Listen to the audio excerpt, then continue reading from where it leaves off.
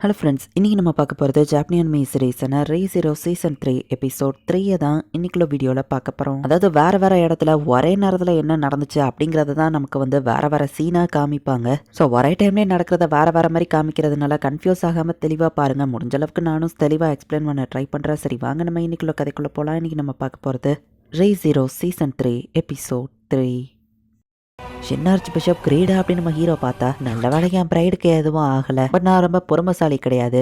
ஹே முட்டாள், உனக்கு கர்ட்டசின்னா என்னன்னு தெரியாது. என் பேரை நான் சொல்லி இன்ட்ரடியூஸ் பண்ணியிருக்கேன், பதிலுக்கு என்ன பண்ணணும்னு கூடவா உனக்கு தெரில அப்படின்னு கிரீடு திட்டமும் என் பேர் சுபாரு நாட்ஸ்கி நம்ம ஹீரோவை இன்ட்ரடியூஸ் பண்ணிக்கிறேன். அப்படிதான் மரியாதை கொடுத்து தான் மரியாதை எடுத்துக்கிடணும் அப்படின்னு கிரீடு பேசியிருந்தா அவளை வேர்டன் ராத் அட்டாக் பண்றா. இந்த அட்டாக்ஸ்லாம் ஸ்டார்ட் ஆகுறதுக்கு முன்னாடி நமக்கு காமிக்கிறாங்க ஆட்டோ கடையில பொருளை வாங்கிட்டு நியூஸ் கம்பெனி ஓனர் கிரீட்டாக்கு அவன் மீட் பண்ணலான்னு போயிட்டு இருந்தா. செக்யூரிட்டி கார்டு கிட்ட ஒருத்தன் பிரச்சனை பண்ணிட்டு இருக்கான். அந்த செக்யூரிட்டி கார்டையே பசிக்குது அப்படின்னு சொல்லி அவனை கடிச்சு சாப்பிட ஆரம்பிக்கிறான். என்னடா இது அப்படின்னு சொல்லி ஆட்டோ மட்டும் அப்படியே ஷாக்ல நின்னுட்டு இருக்கான். யார் நீ அப்படின்னு ஆட்டோ கேட்டா வெச்சஸ் கால்ட்ட சேர்ந்த ஷின்னார்ச் பிஷப் கிளட்டனி அப்படின்னு சொல்றான். இதுக்கு இப்படி ஆளுங்க மேல நெருப்ப தூக்கி போடாத, என் பிரைடுக்கு ஏதாச்சும் ஆயிடுச்சுன்னா அப்படின்னு கிரேடு விராத்த தட்டுறான். என் ஹஸ்பண்ட கொண்டு அவளை நான் பழி வாங்காம விட மாட்டேன் அப்படின்னு விராத் கத்திட்டு இருக்கா. இவங்களுக்குள்ளேயே என்ன சண்டை போட்டுட்டு இருக்காங்க நம்ம ஹீரோ பாக்குறான். லூஸ்பெல் கவலைப்படாத, டீனாவை எப்படியாச்சும் காப்பாத்துவோம் நம்ம ஹீரோ சொல்றான். சரின்னு லூஸ்பெல்லாம் அந்த இடத்துல இருந்து போறான். விராத் கிரீடை அட்டாக் பண்ணிட்டு இருக்கான். பட் கிரீடுக்கு எதுவும் ஆகல. என் எமலியா மேல இருந்து கையாடுறான். நம்ம ஹீரோ சங்க பிடிக்கிறான். ஷாமாக்கை யூஸ் பண்ணி அண்ட் மேஜிக் ஸ்பெல்ல பியட்ரிஸை வச்சு யூஸ் பண்ணி நம்ம ஹீரோவனோட இன்விசிபிள் ஹேண்ட் பவரை வச்சு கிரீடோட மூஞ்சிலே ஒரு பஞ்சை விட்டுறதான். கை பவரை யூஸ் பண்றதுக்கு நான் இன்னும் தயாராகல போல. நம்ம ஹீரோ கொஞ்சம் டயர்டாகி கீழே விழுறான். முட்டாள், என் பிரைடுக்கு ஏதாச்சும் ஆயிருந்துச்சுன்னா என்ன பண்ணுவ? எமலியா எனக்கு தான் ஒய்ஃப் ஆக போறவா நம்ம ஹீரோ சொல்லவும், ஓ இவ பேர் எமலியாவா, நல்ல பேர் தான் சொல்லவும், ஏன்டா பேர் தெரியாமையாடா கல்யாணம் பண்ணணும் சொன்ன நம்ம ஹீரோ கேட்டா ஃபேஸ் அழகா இருக்கு, அதை பார்த்த உடனே நான் லவ் பண்ணிட்டேன் நம்ம சொல்றேன். ஃபைனலி என் ஹஸ்பண்ட் நான் அவங்களை கண்டுபிடிச்சிட்டேன், எப்படி நான் அவங்களை நோட்டீஸ் பண்ணாம போத்தேன் அப்படின்னு சொல்லி விராத் நம்ம ஹீரோவை தான் அவ ஹஸ்பண்ட் நினைச்சிட்டு இருக்கா. ஆக்சுவலி அந்த பெடிக்யூஸ் இறந்தா அவன் பாடி விட்டு பாடி தாவி உயிரோட வந்துட்டே இருப்பான். இன்விசிபிள் ஹேண்ட் அவன் யூஸ் பண்ணதுனால நம்ம ஹீரோ உடம்புக்குள்ள பெடிக்யூஸ் இருக்கா போல அப்படின்னு ராத் தப்பா புரிஞ்சுக்கிறா. சரி நமக்கு வேற 1008 வேலை இருக்கு, சோ நீ உன் வேலையை பாரு, நான் என் வேலையை பாக்குறேன் அப்படின்னு ராத் சொன்னா. ஏதோ தப்பு பண்ணது நான் மாதிரி பேசாத, இவனை பார்த்து தப்பா பெடிக்யூஸ்ங்கிற, அது பெடிக்யூஸ்க்கு தான் அவமானம் அப்படின்னு கிரீடு சொல்றான். ராத் இந்த இடத்துல கண் கலங்கிட்டு இருக்குது. மக்கள் கண்ல இருந்து ரத்தமா வந்துட்டு இருக்கு. நீ என்னை பத்தி கேர் பண்றேன்னா அப்ப இதை ஸ்டாப் பண்ணிக்கவே நம்ம ஹீரோ சொல்றான். இவங்களை கண்டுபிடிச்சிட்டா, பட் என்ன பொறுமையா இருக்க சொல்றீங்க. சரி ஓகே, நானும் நம்மளோட பிளான்ஸ் எல்லாம் இருக்கு, அதை போய் உட்காந்து பாக்குறேன் அப்படின்னு பேசிட்டு இருக்கும் போதே பெல் அடிக்குது. இந்த பெல் அடிச்சா இவங்க ஏதோ பண்ணணும் அப்படின்னு சொல்லி பிளான் போட்டு வச்சிருக்கிறதுனால இதுக்கு மேலே இந்த இடத்துல இருக்க முடியாது. என் காஸ்பல்ல யூஸ் பண்ணாம போறேன்னு சந்தோஷப்பட்டு இவளுக்கு தெரிஞ்சு வாங்குறதுனால எங்க வெட்டிங்க்கு ஒன்னியாவும் இன்வைட் பண்றேன், பட் நீ பேசின வாய்க்கு அப்படின்னு சொல்லி ஒரு கல்லவன் லைட்டா எத்தவும் நம்ம ஹீரோ காலில் அது வெட்டிடுது. ரோடா நடந்துகிட்டதுக்கு இது ஈவன் ஆயிடுச்சு அப்படின்னு சொல்லிட்டு அவன் போறான். நம்ம ஹீரோ காலில் ஒரு பாட்டு துண்டா போனது. அங்க இருக்கிற எல்லா மக்களுக்கும் அதே மாதிரி நடக்குது. என்னோட லவ் இந்த இடத்துல தான் இருக்காரு, சோ நானும் என்னோட வேலையை கண்டினியூ பண்றேன் அப்படின்னு சொல்லிட்டு ராத்தும் அந்த இடத்துல இருந்து கிளம்பிட்டா. எம்லியாவை என்னால காப்பாற்ற முடியல, சாரி அப்படின்னு சொல்லி பேட்ரிஸ் சொல்றா. கார்ஃபீல்ட் அண்ட் மீமி சைடு இப்ப காமிக்கிறாங்க. நேற்று நைட் நம்ம ஹோட்டலுக்கு போல நீ லேடி திட்ட போறாங்க அப்படின்னு மீமி வருத்தப்பட்டு வந்துட்டு இருக்கா. நேற்று நைட் இவங்க என் ஹோட்டலுக்கு போல அப்படிங்கறத காமிக்கிறாங்க. ஹீரோவனோட அம்மாவை மீட் பண்ணிருப்பா. அவங்க வீட்டுக்கு கூட்டிட்டு போய் என் பசங்களை காப்பாத்தனுக்கு தேங்க்ஸ் கோர்ஜியஸ் டைகர் அப்படின்னு அவங்க சொல்றாங்க. டீ ரொம்ப டேஸ்டா இருக்கு அப்படின்னு கார்ஃபீல்ட் சொல்லுவோம். நார்மலா வீட்டுக்கு வர கெஸ்ட்டா என்ன டீ வேணும்னு கேட்பேன், பட் உங்களுக்கு எது தேவைன்னு எனக்கு ஆட்டோமேட்டிக்கா தெரிஞ்சிருக்கு அப்படின்னு அவங்க அம்மா சொல்றாங்க. ஆமா கெஸ்ட்டா அவங்க வீட்டுக்கு அனுப்புங்க அப்படின்னு அந்த பொண்ணு சொல்லவும், டைம் ஆயிடுச்சு நாங்களும் கிளம்பணும் அப்படின்னு சொல்லி கார்ஃபீல்ட் கிளம்புறான். கோர்ஜியஸ் டைகர் போகாதீங்கன்னு அந்த குட்டி பையன் சொல்றான். கெஸ்ட் வேணா இங்கே தங்குங்க, எந்த பிரச்சனையும் இல்லைன்னு அவங்க அம்மா சொல்றாங்க. டைம் ஆயிடுச்சுன்னு மீமி அவனை எடுத்துட்டு போனா, அப்பா வந்துட்டீங்களா, இதுதான் கோர்ஜியஸ் டைகர்னு அந்த சின்ன பையன் இன்ட்ரடியூஸ் பண்றான். இதுக்கு அழகியா வருது, கண்ட்ரோல் பண்ணிக்கிட்டு அவன் ஓட ட்ரை பண்றான். பயந்து ஓடுறான். நீ எல்லாம் ஒரு டைகரா அப்படின்னு அந்த கில்லர் அவன் கண்ணுக்கு தெரியற.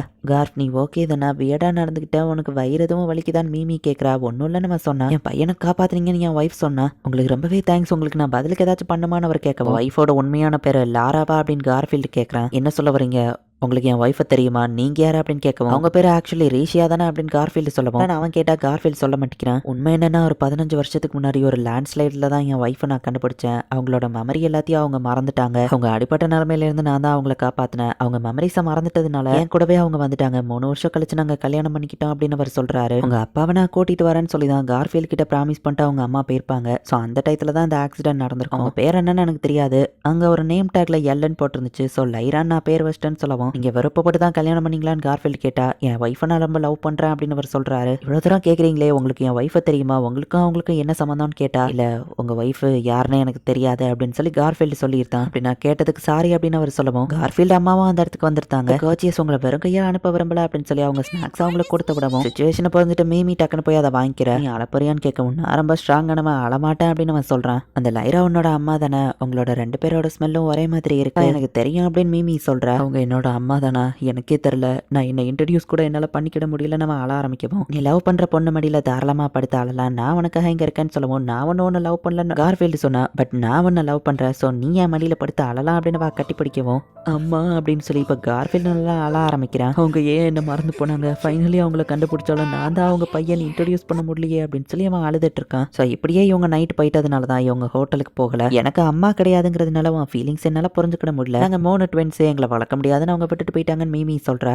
கார்ஃபீல்டு அம்மா கொடுத்த ஸ்நாக்ஸ் இவங்க 2 பேரும் இப்போ உட்காந்து சாப்பிட்டுட்டு இருக்காங்க. அதே இவங்க என்ஜாய் பண்ணிட்டு இருக்கும்போது பார்த்தா திடீர்னு அந்த மொத்த சிட்டிக்கும் ஒரு மைக்ல அனௌன்ஸ்மெண்ட் வருது. நான் தான் ஷினாஜ் பிஷப் லாஸ்ட், எல்லா மக்களும் மண்டி போட்டு உயிரோட இருக்கணும்னா எங்க கிட்ட கதருங்க அப்படின்னு சொல்லி அவன் அனௌன்ஸ்மெண்ட் பண்றா. நம்ம ஹீரோ கண்மொழிச்சு பாக்குறான். அவன் காலில் அடிபட்டு இருந்ததை பேட்ரிஸ் முடிஞ்ச அளவுக்கு ஹீலிங் பண்ணியிருக்கா. எம்லி அவனை காப்பாற்றணும். பேட்ரிஸ் அங்க நம்ம ஹீரோ கேட்டா பேட்ரிஸ் அங்க இருக்கான்னு காமிக்கிறாங்க. ஃபீலிக்ஸ் நம்ம ஹீரோ காலியா குத்திவான். அடி இன்னும் சரியாகல, ரெஸ்டடு அப்படின்னு சொல்றா.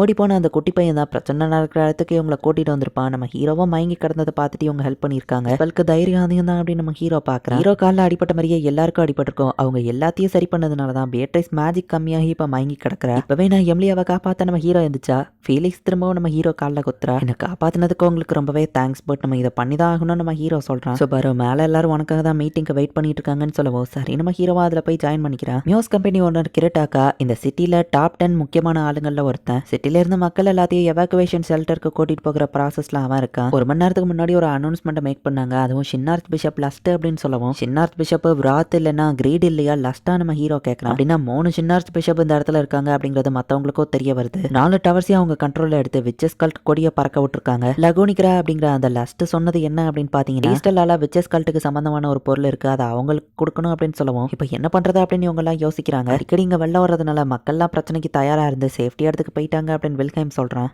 இந்த பிரேஸ்டலால ஒரு விச்சஸோட பாடியை வந்து சீல் பண்ணி வச்சிருக்கிறதா ஒரு கதை இருக்கு அப்படின்னு அனஸ்தீசியா சொல்லவும், ஒரு விச்சோட பாடி இந்த இடத்துல ட்ராப் ஆகி இருக்கு அப்படின்னு சொல்லி நம்ம ஹீரோ வந்து ஷாக் ஆகுறான். இங்க கார்ஃபீல்ட் சம்பவம் நடக்கிற இடத்துக்கு சம ஃபாஸ்டா ஓடிட்டு இருந்தா, காஜியஸ் டைகர் என் பசங்களை பாத்தீங்களா அவங்களை காணும், அண்ட் இந்த ப்ராட்காஸ்ட் வந்தது என் ஹஸ்பண்ட் அந்த இடத்துல தான் வேலை பாக்குறாரு, வேற ஏதோ விஷயத்துல பிஸியா இருக்கீங்கன்னு நினைக்கிறேன், உங்ககிட்ட நான் ஹெல்ப் கேட்டிருக்க கூடாது, நான் அவங்கள பாத்துக்கிறேன்னு சொன்னா, உங்க குழந்தையும் ஹஸ்பண்டையும் நான் கண்டுபிடிச்சு கொண்டு வரேன் அப்படின்னு கார்ஃபீல்ட் சொல்கிறான். இந்த இடத்துலையும் இந்த எபிசோட் முடியுது. ஸோ இப்போதைக்கு உங்களுக்கு 3 ஷின்னார்த் பிஷப் தான் இந்த இடத்துல இருக்காங்கிறது தெரிஞ்சிருக்கு. பட் ஆட்டோ ஒருத்தன் தான் கிளட்னியும் இந்த இடத்துல இருக்கான் அப்படிங்கிறத பார்த்துருக்கான். ஸோ 4 ஷின்னார்த் பிஷப் இந்த சிட்டியை இவ்வளோத்தையும் எதுக்கு பண்ணிட்டு இருக்காங்கன்னா, ஏதோ ஒரு விச்சோட டெட் பாடி இந்த இடத்துல இருக்கு, அது விச்சஸ் கல்ட்டுக்கு தான் சொந்தம், அதை எங்களுக்கு திருப்பி தந்துருங்க அப்படின்னு சொல்லி கேட்கறதுக்கு தான் இந்த மொத்த சிட்டியவும் அவங்க கண்ட்ரோலுக்கு கொண்டு வந்திருக்காங்க. என்ன நடக்க போகுதுன்னு நெக்ஸ்ட் எபிசோட் பார்த்து தெரிஞ்சுக்கோங்க. தேங்க்யூ ஃபார் வாட்சிங். Bye guys. நெக்ஸ்ட் எபிசோட்ல மீட் பண்ணலாம்.